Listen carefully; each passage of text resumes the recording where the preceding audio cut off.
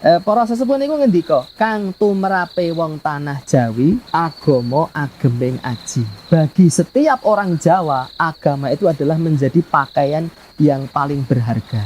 Iku pengendikanipun nenek moyangipun tiang-tiang Jawi. Menawi kabudayan niku pinangka pamanggih panemu. Penemune menungso niku wonten ingkang leres, wonten ingkang boten leres. Terus pathokane leres kalih boten niku napa? Nggih pinangka umat Islam, pathokanipun menika wahyu saking Allah taala. Pathokanipun Al-Qur'an, pathokanipun hadis dawuh pengendikanipun Kanjeng Nabi Muhammad sallallahu alaihi wasallam. Menawi wonten penemu, wonten pamanggih, wonten kabudayan ingkang boten nalisir saking paugeran syariat, monggo sami dipun tindakaken, boten masalah, boten napa-napa. Nanging nalika penemune menungso niku, sae niku penemune wong Arab, penemune pun tiang Jawi, tiang Sunda, tiang Madura, tiang Dayak lan sapituritipun, nalika penemu kala wau nalisir nerak paugeran syariat, nggih awake dhewe pinangka nggih umat Islam kedah ngelengganani nilar penemu kala wau nggih supados Allah niku tansah paring ridho remen dumateng kula sedaya satemah boten maringi balak lan musibah.